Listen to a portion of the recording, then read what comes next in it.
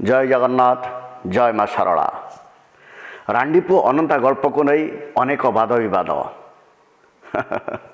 यही वाद विवादर ऊर्ध्व को जाई आसतु आमे देखिबा सेई कालजयी स्रष्टा फकीरमोहन सेनापतिंकर चिरंतनी गल्प रांडीपुओ अनंता। रांडीपुओ अनंतार गल्प को पढ़ी सारिला परे आपण माने सुनी सारिला परे अनुमान करिवे एवं निश्चिंत कहिबे आमे समस्ते गोटे गोटे रांडीपुओ अनंता परी हेबा आवश्यक। यही महान उद्देश्य को नहीं लिखिथिबा एक आदर्श चरित्र को रांडीपुओ अनंता एक आदर्श चरित्र को केमिति फकीरमोहन सेनापति उपस्थापन करिसंती आमे आसंतु सुनिबा। रांडीपुओ अनंता। सुबला महाकूड़ ओरफे सुबल सिंहर बाप अमलू गोटे मईसी पल थिला। महाकूड़ हरिशपुर बण भितर पलारे सबुबले थाए। घर को आसे नहीं। शीत वर्षा खरा सबुता पक्षे समान। हेले वर्षा दिनटा बड़ आनंदर दिन। चरा ढेर मिले। मईसी गुड़ाक बड़ दुधियाली हुअंती। तालपत्र टोपरटीए मुंडरे देई चिते उंचा बाउंश ठेंगाटाए कांधरे पकाई दिन जाक मईसी पछे पछे धाई थाए। कहीं आंठुए कहीं अंटे पानी देह जाक कादुआ लटपट। एटा तार भारी आनंद। महाकूड़र आउ दिने घर दरकार नहीं। रंधा बड़ा लगी वर्षा दिने गोटे पला दरकार। केतेटा डाल पोती ताहा उपरे बिड़ा केते बेणा घास पकाई दे गोटे पला तैयारी करे। पलाटा निहाती नुआण। बसी बसी भितर को जाए। बसी बसी भात रांधे। ठिया हेले पला मुंडरे बाजिबो। पला चारिपाख बाड़ नहीं कारण राति पला भितर शोईथिले बाहरु जदि केन्दुआ आसी मईसी बाछुरी घेनी जाए दिशिब नहीं। राति पला भितर डेम्फे उंचा कठ उजड़ाक मुंड तले देई टोपरटारे मुह ढांकी दिए। मुहटारे पानी न पड़िले हेला।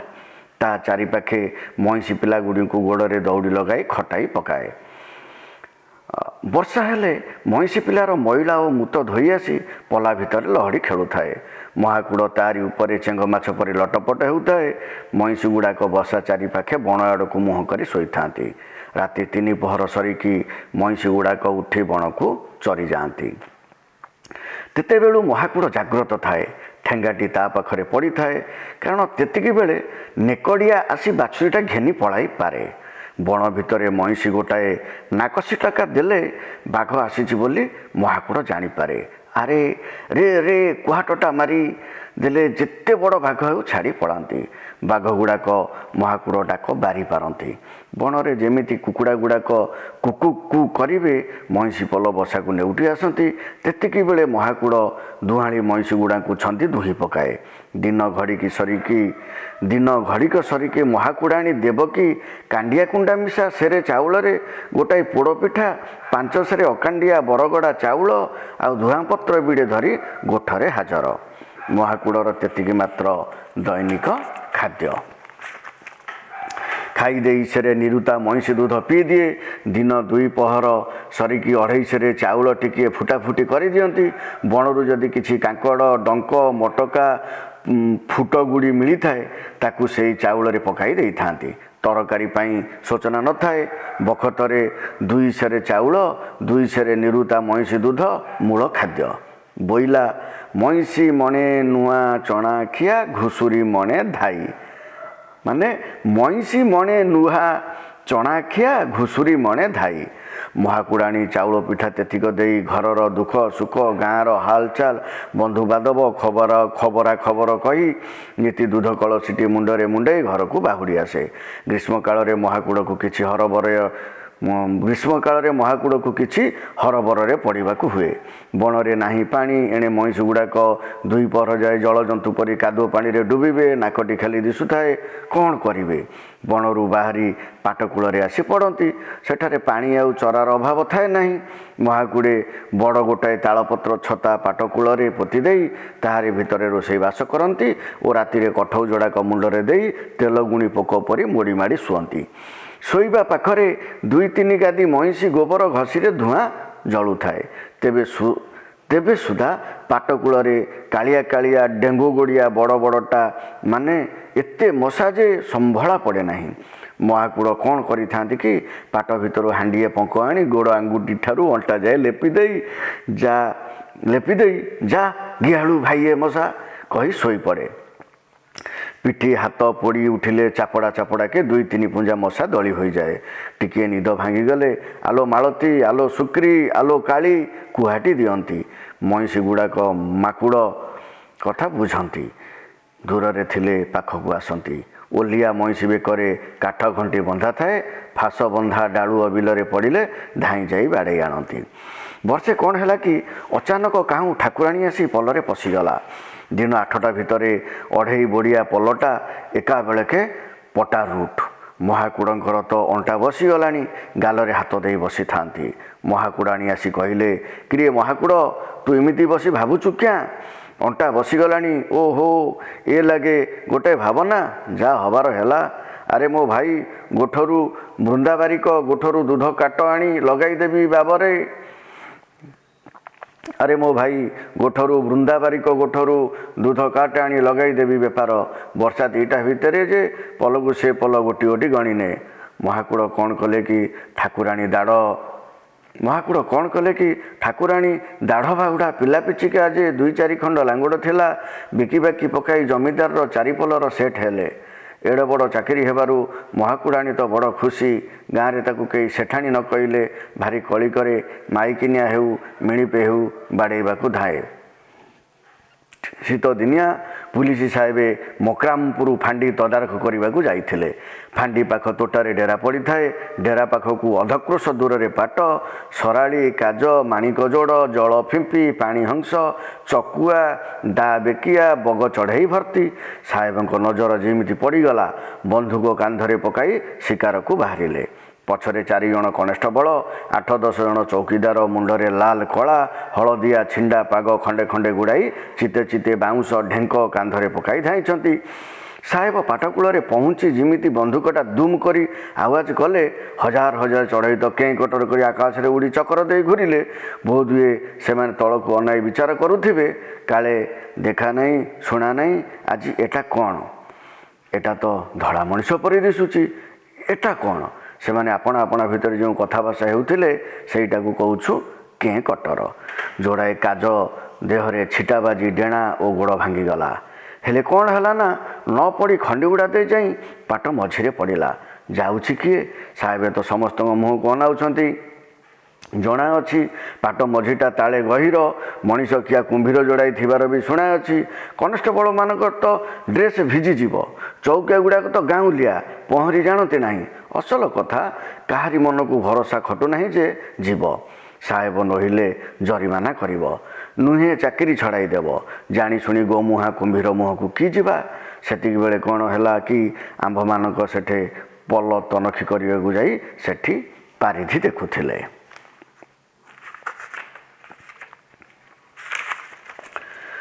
କୁହା ନାହିଁ ବୋଲା ନାହିଁ, କ'ଣ ମନକୁ ଆସିଲା ହୁଡ଼ୁ ହୁଡ଼ୁ କରି ପାଣିରେ ପଶିଗଲେ।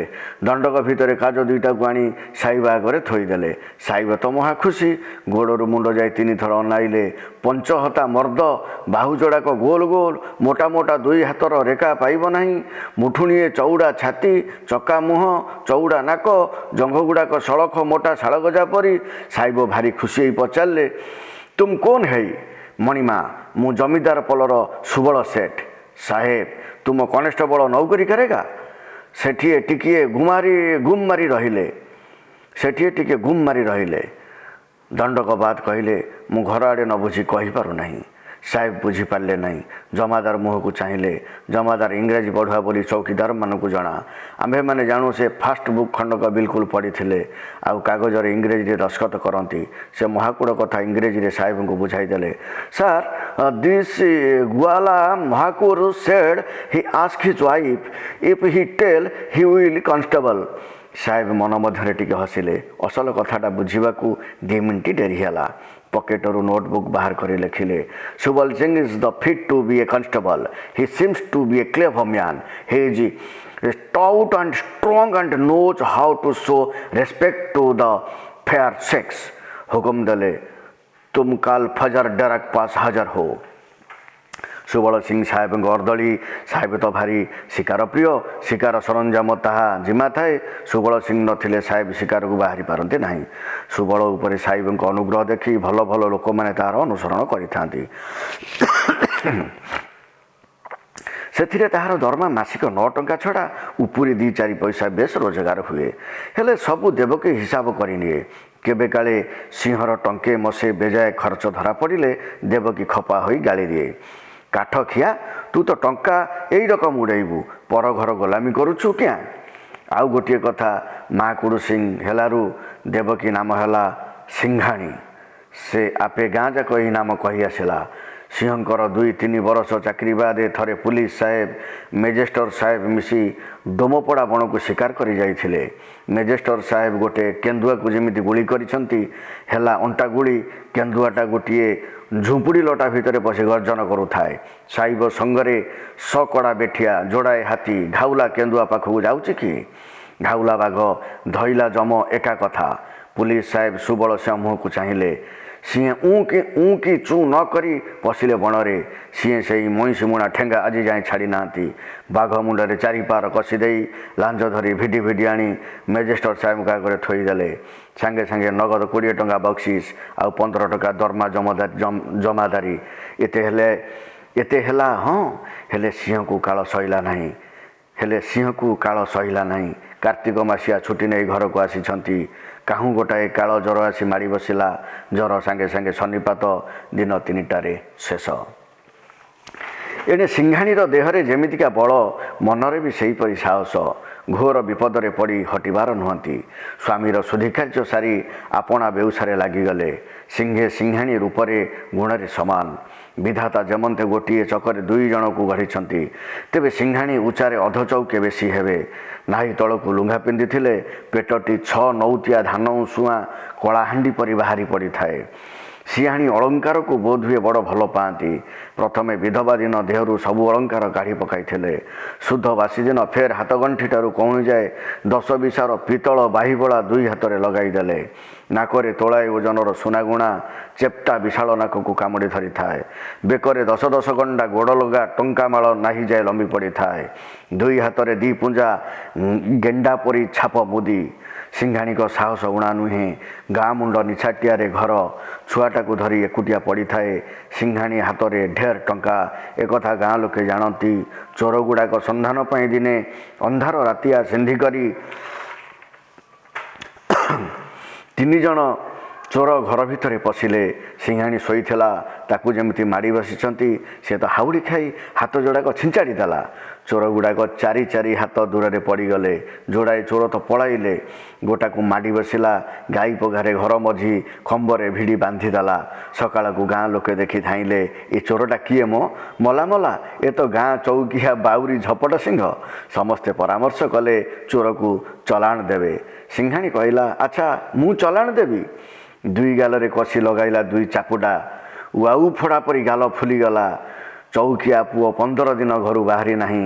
ବିଛଣାରେ ପଡ଼ିଥିଲା। ସିଂହେ ବିଯୋଗ ବେଳକୁ ପୁଅ ଅନନ୍ତାର ହୋଇଥିଲା 4 ବରଷ ବୟସ। ଟଳା ବେଳେ ପୁଅଟିଏ ହେବାରୁ କୋଟିନିଧି ପାଇଥିଲେ। ପୁଅଟିର ଆକାର ବାପା ମା ପରି, ସେହିପରି ଦେହର ବର୍ଣ୍ଣ।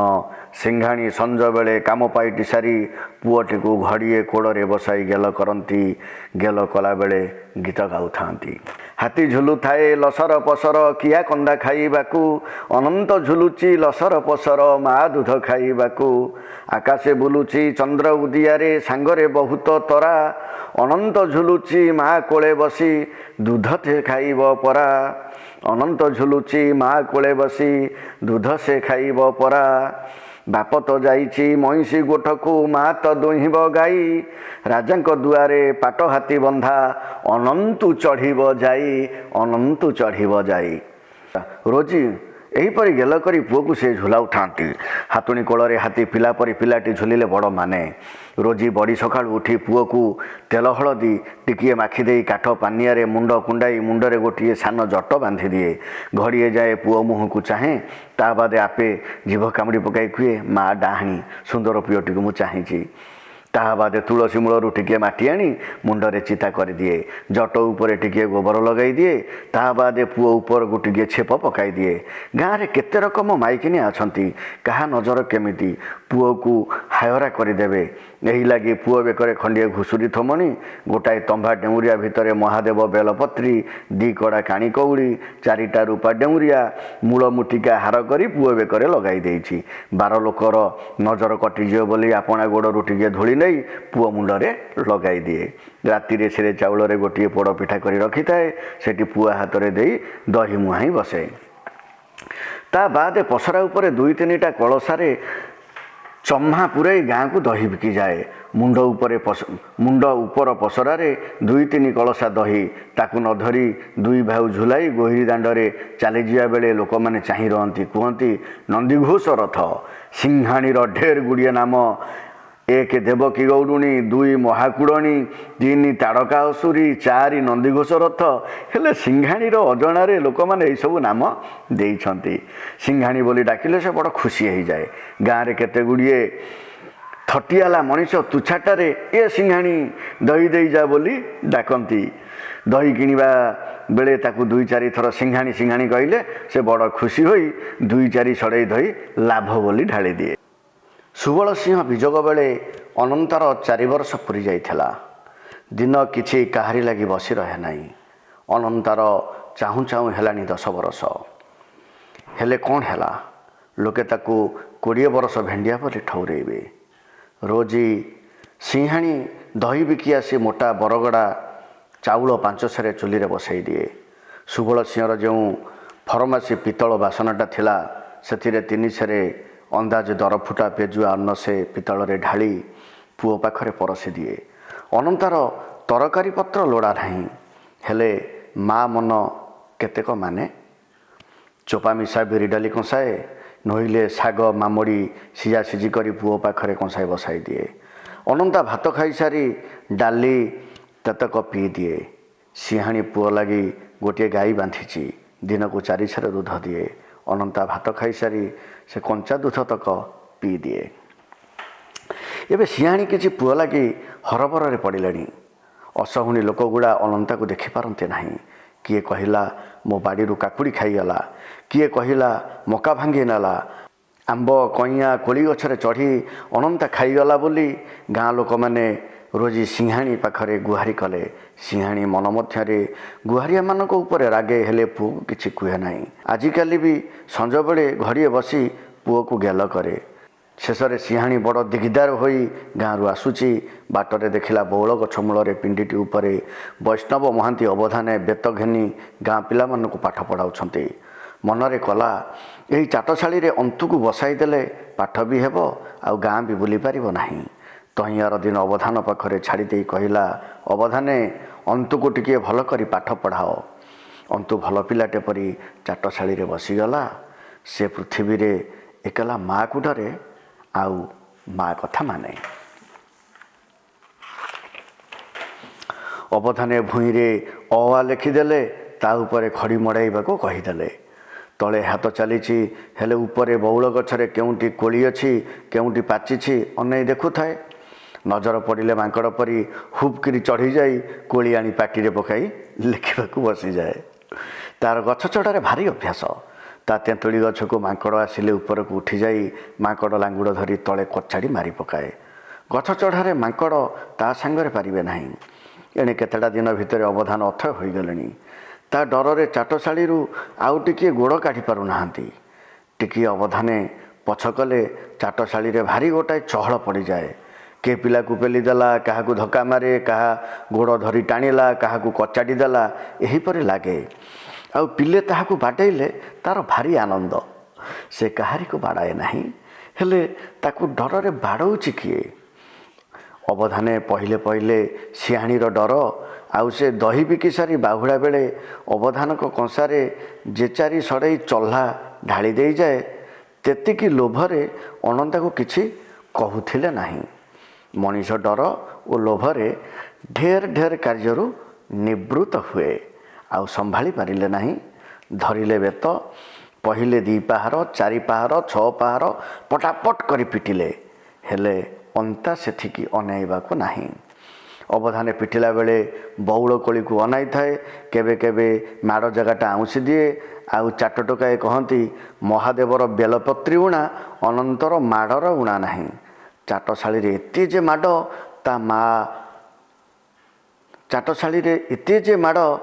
ତା ମା ହେଲେ କିଛି ଜାଣିପାରେ ନାହିଁ। ଅନ୍ତା ସବୁ ଭୁଲିଯାଏ। ଚାଟଶାଳୀରୁ ବାହାରିବା ବେଳେ ସେ ମାଡ଼ କଥା ତା'ର ମନେ ଥାଏ ନାହିଁ। ଏଇ ରକମ 4 ମାସ ଗଲା, 5 ମାସ ବି ଗଲା। ଅନନ୍ତା ଅକ୍ଷରଟାଏ ଲେଖିସାରି ମଡ଼ାଉଛି। କେତେ ଖଣ୍ଡ ବେତ ଛିଡ଼ିଗଲାଣି। ଅବଧାନେ ଆଉ ପାରୁନାହାନ୍ତି। ତାକୁ ବାହାର ବି କରିଦେଇ ପାରୁନାହାନ୍ତି। ଚହ୍ଲା ମୁନ୍ଦାକ ବନ୍ଦ ହୋଇଯିବ ଯେ। ଦିନେ ଅବଧାନେ ଆଉ ପାରିଲେ ନାହିଁ। ବେତ ଫୋପାଡ଼ି ଦେଇ 2-4 ଖଣ୍ଡ ବିଛୁଆତି ଛଡ଼ି ଆଣିଲେ। ଗୋଡ଼ରେ, ହାତରେ, ପିଠିରେ 10-20 ପାହାର କଷିଦେଲେ।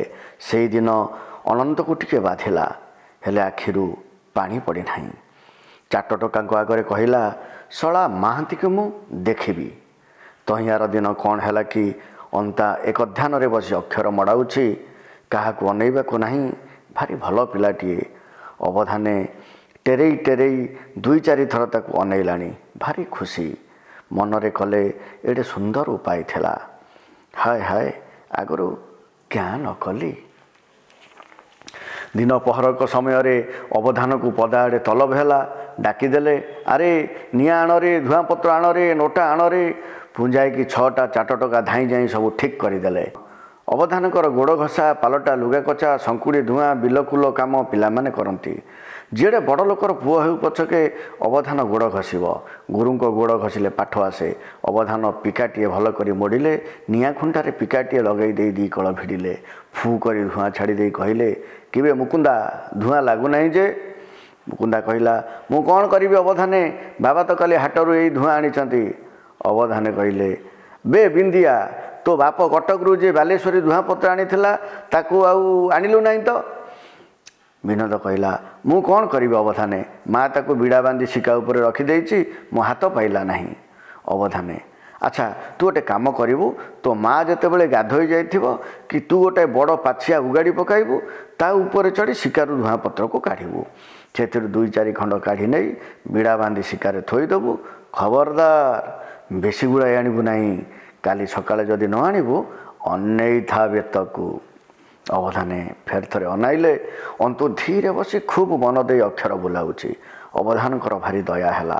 କଅଁଳେଇ କହିଲେ, ରେ ବାପ ଅନ୍ତୁ, ନେ ତ ଟୁକୁଣାଟା ନେଇ ଟୁକୁଣେ ପାଣି ଆଣ ତ, ବହିର୍ଦେଶ ଯିବୁଁ। ଅନ୍ତୁ ଭଲ ପିଲାଟି ପରି ଟୁକୁଣା ଧରି ପୋଖରୀକୁ ଜଳ ଆଣିବାକୁ ଗଲା। ଅବଧାନେ ବସି ପିକା ଟାଣୁଥାନ୍ତି। ଅନ୍ତୁ ଆସେ ନାହିଁ। ବଡ଼ ମଠ କଲା। ଅବଧାନେ ଆଉ ସହିପାରିଲେ ନାହିଁ। 2 ଥର 3 ଥର ପୋଖରୀ ତୁଠ ଆଡ଼କୁ ଅନାଇଲେଣି। ସେଠାରୁ ଉଠି ପିକା ଭିଡ଼ି ଭିଡ଼ି ତୁଠ ଆଡ଼କୁ ଚାଲିଲେ। ଅନ୍ତୁ ଟୁକୁଣାଟି ଧରି ଆଡ଼ି ଉହାଡ଼ରେ ଲୁଚି ପଡ଼ି ଅବଧାନକୁ ଅନାଉଥିଲା। ଆସୁଥିଲା ନାହିଁ। ଅବଧାନ ଉପରେ ଯେମିତି ନଜର ପଡ଼ିଛି, ଧୀରେ ଧୀରେ ପାଖକୁ ଚାଲି ଆସିଲା। ଅବଧାନଙ୍କ ହାତକୁ ଟୁକୁଣାଟି ଏମିତି ବଢ଼ାଇ ଦେଲା, ଯେମିତିକି ଟୁକୁଣାର ପାଣିକୁ ଅବଧାନଙ୍କର ନଜର ନ ପଡ଼େ। ଅବଧାନେ ଡେବିରି ହାତ 5 ଆଙ୍ଗୁଳିରେ ଟୁକୁଣା ଫନ୍ଦଟି ଧରି ଡାହାଣ ହାତରେ ପିକା ଭିଡ଼ି ଭିଡ଼ି ଗାଁ ଶେଷ ମୁଣ୍ଡ ଗହୀର ବିଲକୁ ବହିର୍ଦେଶ ଗଲେ। ଅଧଘଣ୍ଟାଏ ହୋଇନାହିଁ। ଅବଧାନେ ତ ବିଲରୁ 4 ହାତ ଚିଲା ମାରି ରଡ଼ି ଛାଡ଼ି ଧାଇଁଛନ୍ତି। ଲୁଟା କେଉଁଠି ପଡ଼ିଲାଣି। ଲୁଗା ଖଣ୍ଡକ ପଡ଼ିଥାନ୍ତା, ହାତରେ ଜାବୁଡ଼ି ଧରିଛନ୍ତି, ହେଲେ ଅଧା ଲଙ୍ଗଳା। ରେ ଅଳପଇସିଆ ରେ, ରେ ସର୍ବନାଶିଆ ଅନ୍ତାରେ, ମାରି ପକାଇଲାରେ। ଯେମିତି ଚାଟଶାଳୀରେ ପହଞ୍ଚିଗଲେ। ଧରିଲେ ବେତ, କାହିଁ ଅନ୍ତା, ଆଉ ଅନ୍ତା ଅନ୍ତର୍ଧାନ। ଅବଧାନେ ଚାଟଶାଳୀର ଏ ମୁଣ୍ଡରୁ ସେ ମୁଣ୍ଡ ଗଡ଼ାଗଡ଼ି କରୁଛନ୍ତି। ପାଣି ରଡ଼ି ଛାଡ଼ିଲେ। ଗୋଟିଏ ପିଲା ଧାଇଁ ଯାଇ ତାଙ୍କ ରୋଷେଇ ଘର ମାଠିଆରୁ କଂସାଏ ପାଣି ଆଣିଦେଲା। ସେଇ ପାଣିରେ ହାତ ଦେଇ ପକାଇ ଯେମିତି ଗୋଟାଏ କୂଳକୁଞ୍ଚା କରିଛନ୍ତି, କଂସା ଖଣ୍ଡ 5 ହାତ ଦୂରକୁ ଫୋପାଡ଼ି ଦେଇ ବୋପାଲୋ ମାଲୋ ବୋଲି କହି ଗଡ଼ିଲେ। ଆଉ ରଡ଼ି କରିପାରୁନାହାନ୍ତି। ଖାଲି ଗଁ ଗଁ ଗର୍ଜୁଛନ୍ତି। ମୁହଁଟା ଭାରି ଫୁଲିଗଲାଣି। ଆଖିପତା ଫୁଲିଯାଇ ମାଡ଼ି ପଡ଼ିଲାଣି। ଆଖିକୁ ଦିଶୁନାହିଁ। ଗାଁ ଲୋକ ଉଜାଡ଼ି ପଡ଼ିଲେ। କ'ଣ ହେଲା କହି 2-4 ଜଣ ଅବଧାନକୁ ଧରି ପାଣିରେ ପକାଇଲେ।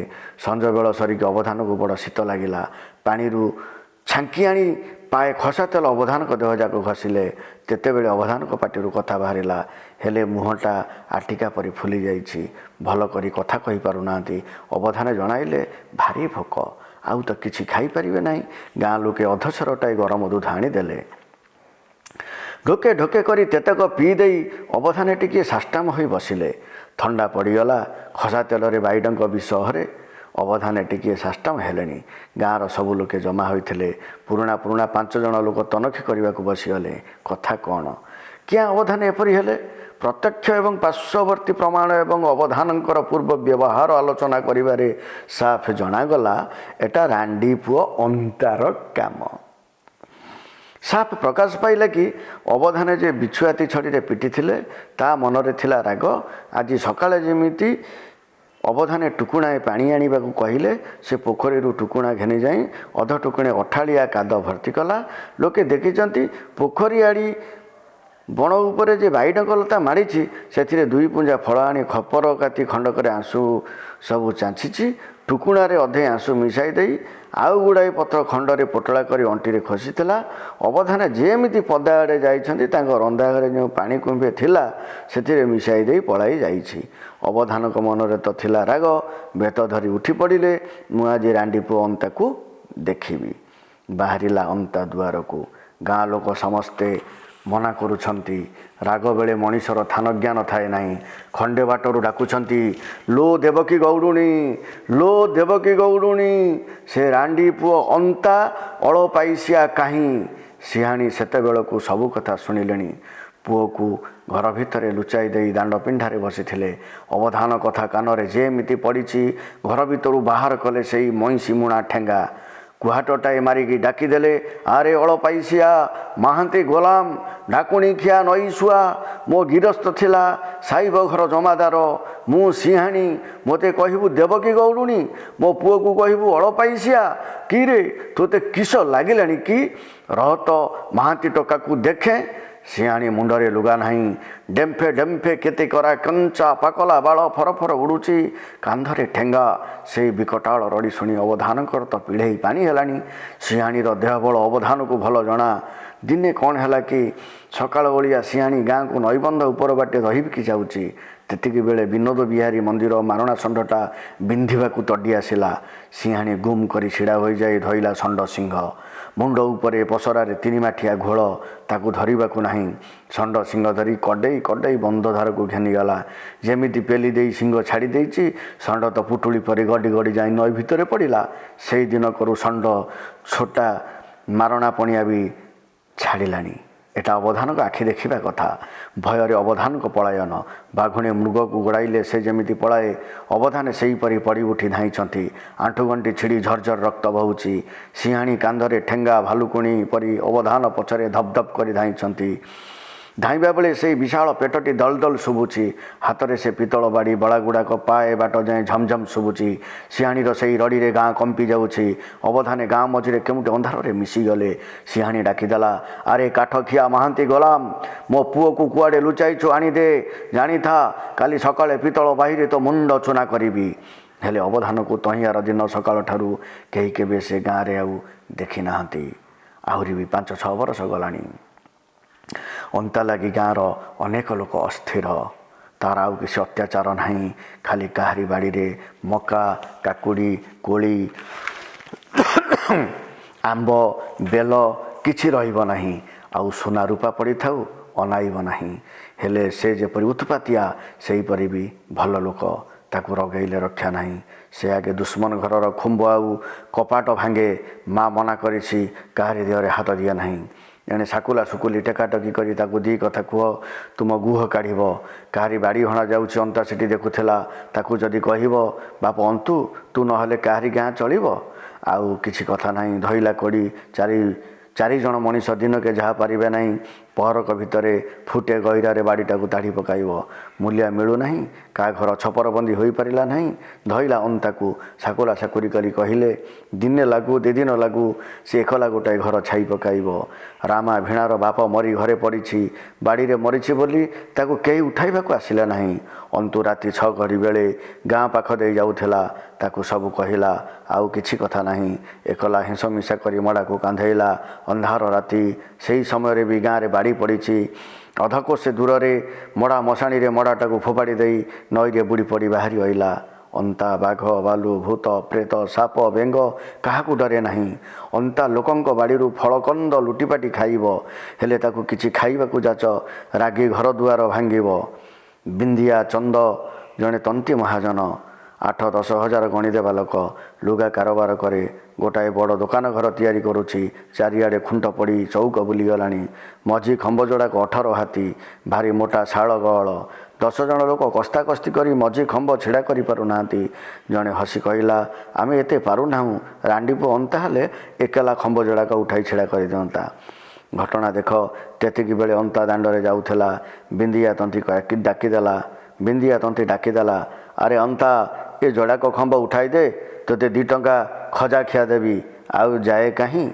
हे रे शला तंती मु तोर गुलाम तोर मूल लगी धाइला मारिबाकू। तंती तो डर रे कुआडे पलाई गलानी।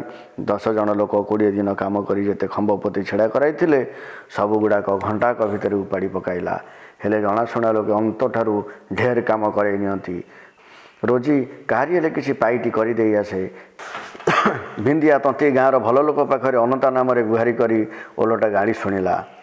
विनोद रायपुर भार्गवी नदीर उत्तर कूल नदी गर्भठारू गाँटा अति अल्प उंचा।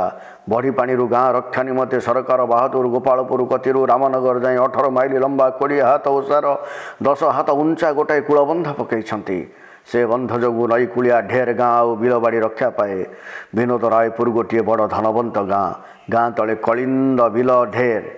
गाँव में प्राय 200 घर बस्ती समस्ते थिला लोक केही काकू आधुर्जिया हुए नहीं। सरकारी बड़ बड़ अमला स्कूल मास्टर कारोबारिया महाजन कलिकतिया चाकरिया ढेर। अश्विन मास दुर्गा पूजा समय विदेशिया सबू घर को आसी नाच तामसा खिया पिया दिन राति लगी।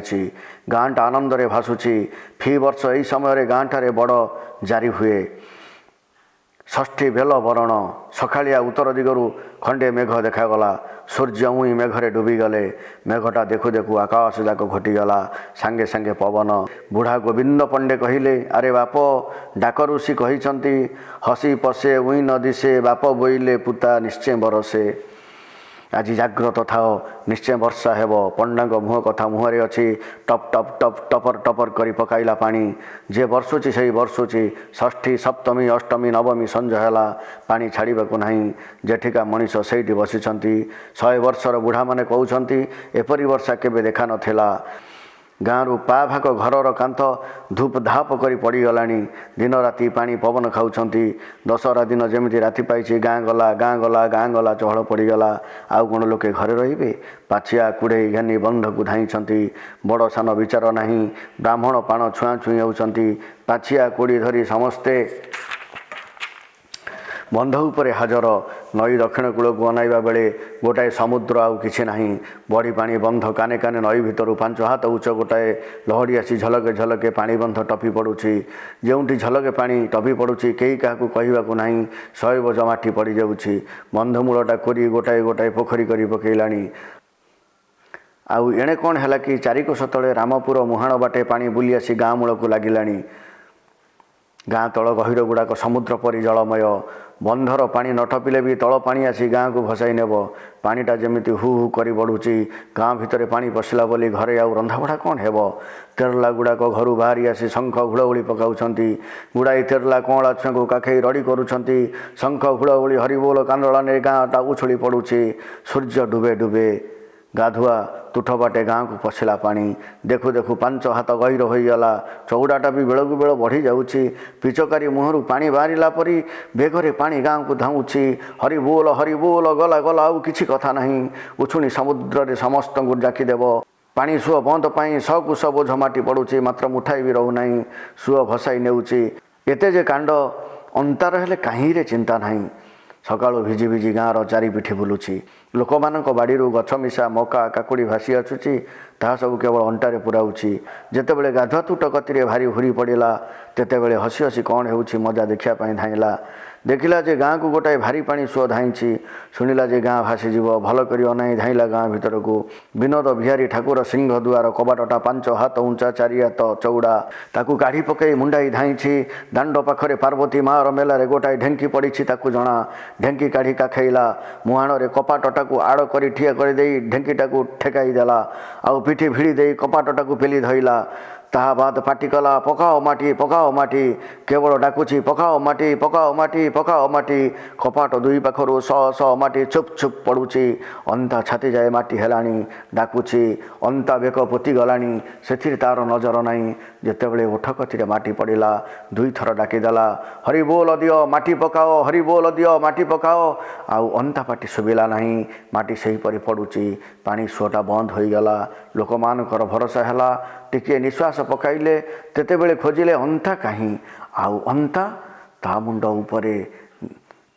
उपरे दी हाथ माटी ढाक पड़ा धन्य धन्य रांडी पुआ अंता पिला बुढ़ा माइकेनिया मर्द गाँव हजार हजार लोक समस्ते हरिबोल देउछंती समस्ते कहउछंती धन्य धन्य रांडी पुआ अंता दैव जोगे कौन है कि वर्षा बंद नईरू फुटे पानी खसी पड़ाणी अंता माँ पिंढारे बसीला हुरी आनंद शुणी कहला कौन है देखे पुअटा भी आसला नहीं डाकी आने ता स्वामीर ठेंगा कांधरे पकाइला घर कुआटटा किड़ी बाहरिला जमी दांडरे जाऊँगी शुणिला जे समस्ते कहते धन्य धन्य अंता समस्ते ता गोड़ तले पड़ी कहते धन्य धन्य तो पुओ सिंहाणी सड़के सड़के तुठ कतिकी चलीगला सबू शुणिला क्या किसी कहला नहीं बंध चारिपाख बुली देखिला बंध मझी को अनईची चारिपाख बुलुची तुठ मझी की नजर अच्छी नई आड़ को पिठी बंध तले जे 10 हाथ पानी ताकू तो से कथा अजणा जमी नई आड़ को बुली जाइए धपास कर गोटाए शब्द है हाँ कौन है कही लोक मैंने 2टा 4टा मसाला लुह नई को देखाइले कूल ठारू 5 हाथ दूर में पानी भितर गोटाए गाତରେ मेंचाए फेण भौरुटीए बुलुची 10 हाथ तल को खंडीए बाउंश भासी जाऊँगी खंडीए बाउंश बाड़ी भासी जाऊँगी। ए गल्प शुणी आपण माने विचार करंतु स्थिर निश्चिंत हुअतु रांडी पुओ आम समाज पाई आवश्यक ना नहीं आपण माने सुंदर भावे मतामत दियंतु आजिर समाज को निहाती भावे रांडी पुओ अंतार आवश्यक अछि तेणु रांडी पुओ अंता समाज पाई जाति पाई केते उचित ता आपण माने मतामत लिखिबे। आम गल्पटी भल लगी शेयर करेंगे एवं लाइक कमेंट करने भूलवा नहीं। जय जगन्नाथ जय मां शारदा।